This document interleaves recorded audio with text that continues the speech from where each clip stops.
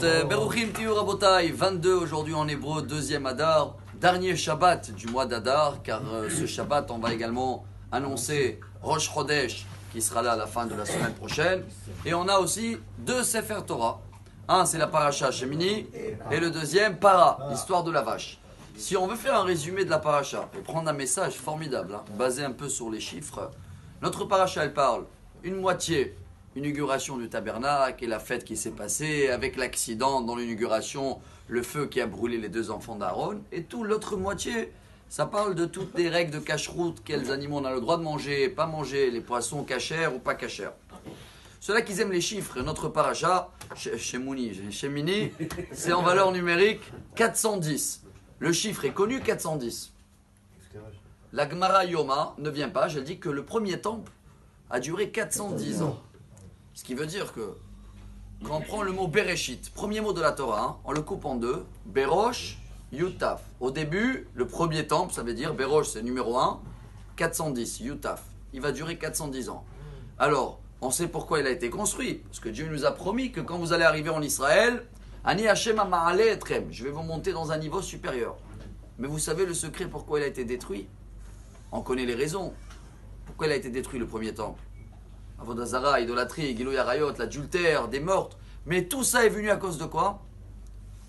Manger, je ne vais pas dire non kasher.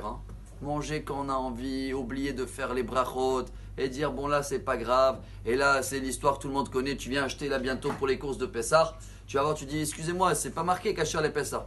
2 minutes, c'est vrai, j'ai oublié, je vais te mettre l'étiquette kasher les Pessah.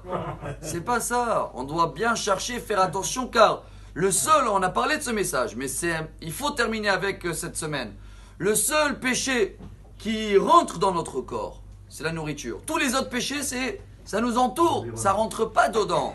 Alors, Baruch Hashem, voilà, on va terminer avec ça. La Haftara, elle est extraordinaire. Le prophète Yecheskel, chapitre 36. Il nous dit attention, même quand il y a le temple, et même quand vous allez arriver au deuxième, ne profitez pas de ces 410 ans, allez dire tout va bien, et là j'arrondis, et là c'est pas grave, et cacher, c'est pas cher.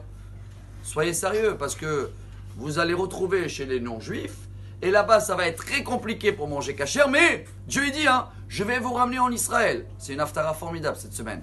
Et vous allez, le vin il va être, à gogo ça se dit comme ça, extraordinaire. Le blé, les fruits, les légumes. Et quand vous allez arriver à ce moment-là, le kasher sera facile. Mais si on veut rattraper et se faire pardonner pour effacer le problème de description du temple, qu'est-ce qu'on va faire? Manger kasher, on le sait.